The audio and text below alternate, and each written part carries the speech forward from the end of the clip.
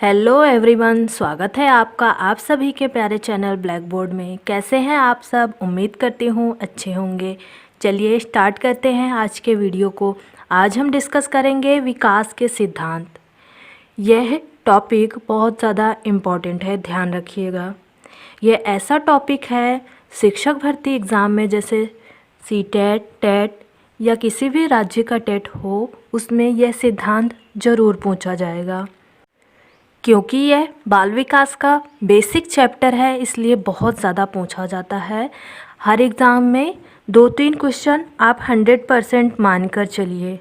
तो इस वीडियो को ध्यान से ज़रूर सुनिएगा और नोट भी करिएगा पॉइंट को। तो चलिए बिना देरी के स्टार्ट करते हैं वीडियो को। विकास के सिद्धांत यानी थ्योरीज ऑफ डेवलपमेंट। विकास क्या है? विकास का अर्थ होता है किसी व्यक्ति में नई आदत, क्षमता या आकृति जैसे कुछ बदलाव होना ही क्या है? विकास है। यानी कोई व्यक्ति है, उसमें कुछ नई आदत विकसित हो रही है, नई क्षमता विकसित हो रही है, उसके अंगों का विकास हो रहा है, तो यही सब है विकास, ध्यान रखिएगा। चलिए अब इसके सिद्धांत जानते हैं। निरंतरता का सिद्धांत। विकास एक निरंतर चलने वाली प्रक्रिया है जो गर्भावस्था से प्रारंभ होकर जीवन पर्यंत चलती है। ध्यान रखिएगा, विकास वॉम्ब टू टॉम्ब होगा। ये बहुत फेमस है और ये लगातार पॉइंट पूछा जाता रहता है एग्ज़ाम में, तो आप ध्यान रखिएगा। इसका मतलब है विकास जो है गर्भावस्था से लेकर मृत्यु तक होता रहता है।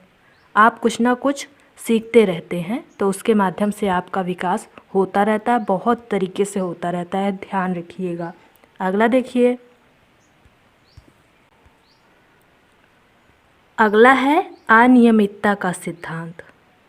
यह क्या कहता है? देखिए, विकास भले ही निरंतर चलने वाली प्रक्रिया है, किंतु इसकी गति अनियमित होती है। जैसे शैशवावस्था में गति तीव्र होती है, बाल्यावस्था में गति मंद होती है और किशोरावस्था में फिर तीव्र हो जाती है। तो ध्यान रखिएगा। अगला देखिए,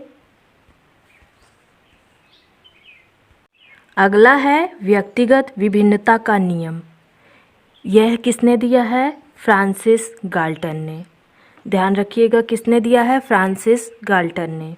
यह क्या कहता है? देखिए, जब एक ही अवस्था के विकास में विभिन्नता दिखाई देती है तो यह व्यक्तिगत विभिन्नता के कारण होती है। जैसे एग्जाम्पल देखिए, विकास की दर 2 बच्चों में एक जैसी नहीं हो सकती, चाहे वह जुड़वा ही क्यों ना हो। इस बात का ध्यान रखिएगा। जुड़वा हैं तो उनमें कुछ ना कुछ अंतर ज़रूर होगा।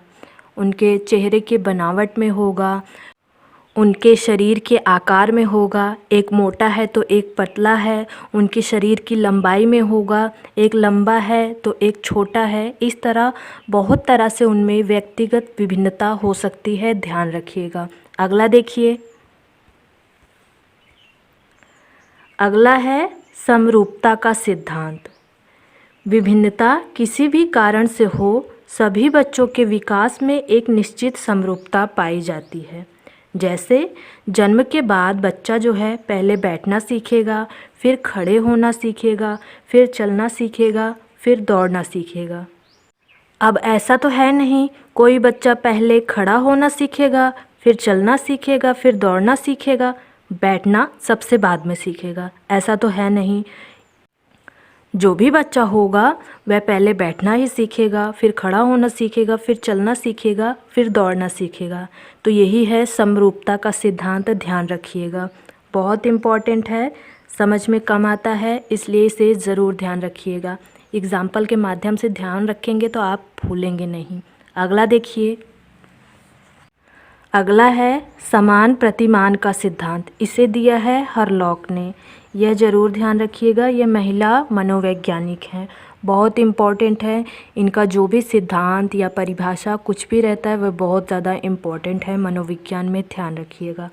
समान प्रतिमान का सिद्धांत क्या कहता है? देखिए, विकास का प्रारूप दुनिया में सभी बच्चों में एक जैसा है, अर्थात सभी बच्चों के विकास का मॉडल समान है। जैसे सभी बालकों में दूध के दांत के बाद ही स्थायी दांतों का विकास होगा। मनुष्य के 3 कान नहीं होते हैं, ध्यान रखिएगा। कि होते हैं मनुष्य के 3 कान, नहीं होते ना, तो यह सभी पर लागू होगा। इस तरह इसे ध्यान रखिएगा। और फ्रेंड्स, इसके कई सारे नाम हैं जो अलग अलग नामों से भी पूछा जाता है। देखिए, इसे प्रारूप सिद्धांत भी कहते हैं और नमूना भी कहते हैं, नमूना सिद्धांत, पैटर्न सिद्धांत। ध्यान रखिएगा, इसके जो अलग अलग नाम हैं यह भी बहुत इम्पॉर्टेंट है, तो इन सब नामों को ज़रूर ध्यान रखिएगा। नमूना सिद्धांत, पैटर्न सिद्धांत, प्रारूप सिद्धांत, तो इन्हें ध्यान रखिएगा। अगला देखिए,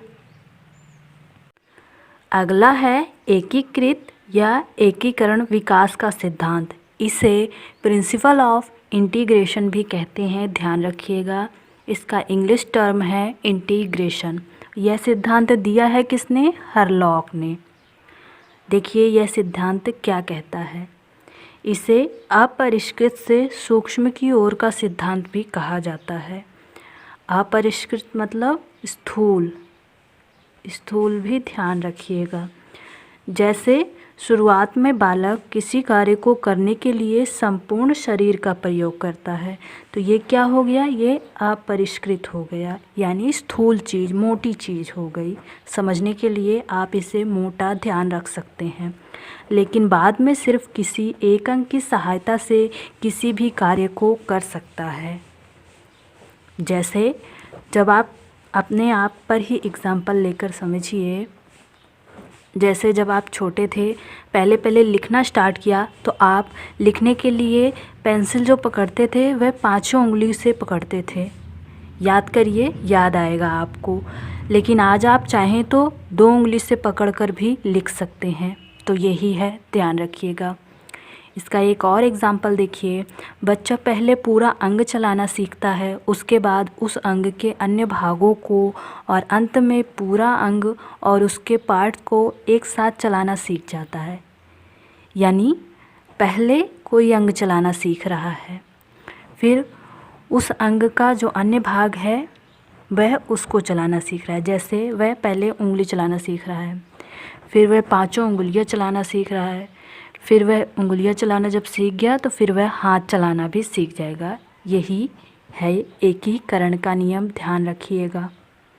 अगला देखिए, निश्चित दिशा का नियम। क्या है अगला? निश्चित दिशा का नियम। यह क्या कहता है? देखिए, बालक का विकास एक निश्चित दिशा में होता है। वह दिशा सिर से पैर की ओर तथा केंद्र से बाहर की ओर।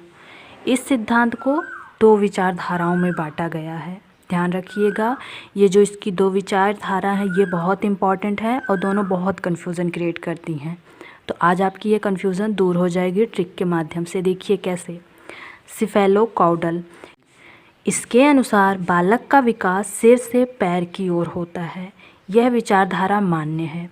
अब सिर से पैर की ओर होता है, यह चीज़ ध्यान रखिएगा।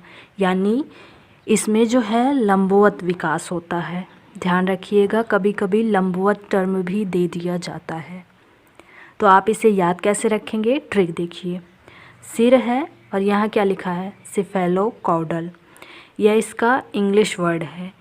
हिंदी में इसे मस्तिष्काधोमुखी सिद्धांत, मस्तिष्काधोमुखी सिद्धांत कहते हैं, ध्यान रखिएगा। ये वाला बहुत इम्पोर्टेंट है। आप अगर इंग्लिश याद कर लेंगे तो ज़्यादा आसानी रहेगी, लेकिन आप हिंदी भी ध्यान रखिए। इसका दूसरा पार्ट देखिए। दूसरी वाली जो विचारधारा है वह क्या कहती है? वह है प्रॉक्सिमो डिस्टल। क्या है? Proximo distal. यह इसका इंग्लिश वर्ड है। हिंदी में इसे क्या कहते हैं? समीप दूराभिमुखी। क्या कहते हैं? समीप दूराभिमुखी, ध्यान रखिएगा। यह इसका हिंदी है। अब इसमें क्या होता है देखिए। विकास के दौरान पहले नज़दीकी एवं केंद्रीय अंगों का विकास होगा और बाद में दूर के या बाहरी अंगों का विकास होगा। जैसे मस्तिष्क के विकास के बाद धड़ यानी शरीर का विकास होना। अब इसमें विकास कैसे होता है, वहाँ पर तो लंबवत था, अब इसमें विकास कैसे होता है देखिए। सिफेलोकॉडल में तो लंबवत था, यहाँ पर कैसे होता है देखिए। कोई एक बिंदु है, इसे हम केंद्र मान लेते हैं। यहाँ पर कहा गया है ना केंद्र से बाहर की ओर, तो केंद्र से बाहर की ओर विकास होगा। ध्यान रखिएगा, यह विकास केंद्र से बाहर की ओर होता है, जिसे हम प्रॉक्सिमो डिस्टल कहते हैं। दोनों बहुत इम्पॉर्टेंट हैं, दोनों को अच्छे से ध्यान रखिएगा, कन्फ्यूज़न भी बहुत होती है। सिफेलोकॉडल में सा आ रहा है तो वहाँ पर सिर से पैर की ओर होगा, प्रॉक्सिमो डिस्टल केंद्र से बाहर की ओर होगा। ध्यान रखिएगा। इसे हिंदी में समीपस्थ दूराभिमुखी सिद्धांत भी कहते हैं। अगला सिद्धांत है अंतः संबंध, जिसे परस्पर संबंध का सिद्धांत भी कहते हैं।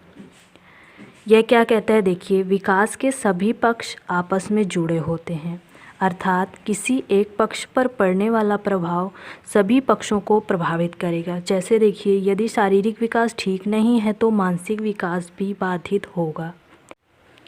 अगर आपके शरीर में बुखार है तो आपका पढ़ने में मन लगेगा? नहीं लगेगा। यानी आपका शारीरिक स्थिति सही नहीं है तो आपका मानसिक स्थिति भी सही नहीं रहेगा। यही यह सिद्धांत कहता है, ध्यान रखिएगा।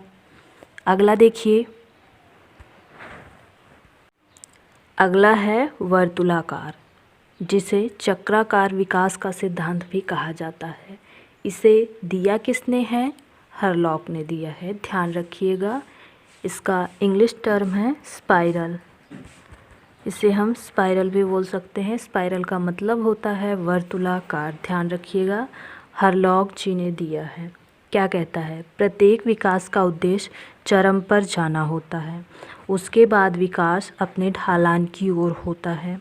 इसे आप एक आकृति के माध्यम से समझ सकते हैं। देखिए, विकास अपने चरम से स्टार्ट हुआ, फिर उसके बाद वह अपने ढलान की ओर आया, फिर वहाँ से उठा, फिर एक चरम पर गया, फिर ढलान की ओर आया, फिर वहाँ से उठा, फिर चरम पर गया, फिर ढलान की ओर आया, फिर यहाँ से उठा, फिर अपने चरम पर गया। तो यही है विकास का वर्तुलाकार नियम। यानी विकास चक्रीय होता है, वह रेखीय नहीं होता। इसमें क्वेश्चन इस तरह भी पूछा जाता है कि विकास जो है वह रेखीय है या वर्तुलाकार है। तो विकास क्या है? वर्तुलाकार है, रेखीय नहीं है, एक दिशा में नहीं चलता विकास। ध्यान रखिएगा, वह टेढ़ा मेढ़ा चलता है। अगला देखिए, अगला है वंशानुक्रम और वातावरण की अंतःक्रिया का सिद्धांत। यह क्या कहता है? विकास जो है वह वंशानुक्रम और वातावरण का गुणनफल है। यानी विकास बराबर वंशानुक्रम गुणे वातावरण। ध्यान रखिएगा, बालक का विकास वंशानुक्रम और वातावरण दोनों की अंतःक्रियाओं का प्रतिफल है। जैसे देखिए, किसी भी बालक का अगर उसका वंशानुक्रम बहुत अच्छा है, यानी उसके वंश में सभी बहुत पढ़े लिखे हैं, समझदार हैं, बहुत अच्छी अच्छी पोस्ट पर काम करते हैं, लेकिन उसे अगर उस तरह का वातावरण नहीं मिलेगा तो उसका विकास अच्छे से नहीं हो पाएगा। यह बात ध्यान रखिएगा। अगर उसे आप ले जाकर जंगल में छोड़ देंगे तो उसका विकास अच्छे से हो पाएगा? नहीं हो पाएगा। तो वातावरण उसका चेंज हो गया तो उसका विकास भी प्रभावित होगा। यही यह सिद्धांत कहता है। देखिए, प्रसिद्ध जीव वैज्ञानिक पार्कर ने यह सिद्ध कर दिया है कि मानव के विकास में वंशानुक्रम एवं वातावरण का अनुपात 90:10 होता है। ध्यान रखिएगा, कितना होता है? वंशानुक्रम जो है वह 90% होता है और वातावरण 10% होता है, लेकिन दोनों बहुत इम्पॉर्टेंट हैं, ध्यान रखिएगा। अगला देखिए, निश्चित क्रम का सिद्धांत। अब निश्चित क्रम का सिद्धांत क्या कहता है? देखिए, विकास का क्रम पहले से ही निश्चित होता है। कैसे? एग्जाम्पल देखिए, शैशवावस्था के बाद बाल्यावस्था आती है, बाल्यावस्था के बाद किशोरावस्था आती है। अब ऐसा तो है नहीं किशोरावस्था पहले आ जाएगी बाद में शैशवावस्था आएगी, वृद्धावस्था पहले आ जाएगी बाद में बाल्यावस्था आएगी, ऐसा नहीं है। तो यही है निश्चित क्रम का सिद्धांत, ध्यान रखिएगा। अगला देखिए, अगला है अविलोमीयता का सिद्धांत। अविलोमीयता को इंग्लिश में इरिवर्सिबिलिटी भी कहते हैं, ध्यान रखिएगा। विकास विपरीत दिशा या विपरीत क्रम में नहीं हो सकता। जैसे देखिए एग्जाम्पल, वृद्धावस्था के बाद वापस शैशवावस्था में नहीं आया जा सकता। क्या आप वृद्धावस्था के बाद वापस शैशवावस्था में आ सकते हैं? नहीं आ सकते। तो यह नहीं होता, ध्यान रखिएगा। अगला देखिए, अगला है अभ्यास प्रश्न। अभ्यास प्रश्न क्या है देखिए, विकास आमतौर पर सिर से पैर तक होता है। विकास के इस सिद्धांत को डैश कहा जाता है। द्विपक्षीय से एक पक्षीय, विशिष्ट से समान, समीप दूराभिमुख और मस्तिष्काधोमुखी। इनमें से कौन सा है जो इस प्रश्न का आंसर होगा? इसे आप लोग कमेंट सेक्शन में ज़रूर बताइएगा। वीडियो कैसे लगा यह भी बताइएगा। वीडियो पसंद आए तो वीडियो को लाइक कीजिए, अपने दोस्तों के साथ शेयर कीजिए और ऐसे इंटरेस्टिंग वीडियोस देखने के लिए ब्लैक बोर्ड चैनल को ज़रूर सब्सक्राइब कीजिए। Thank you friends.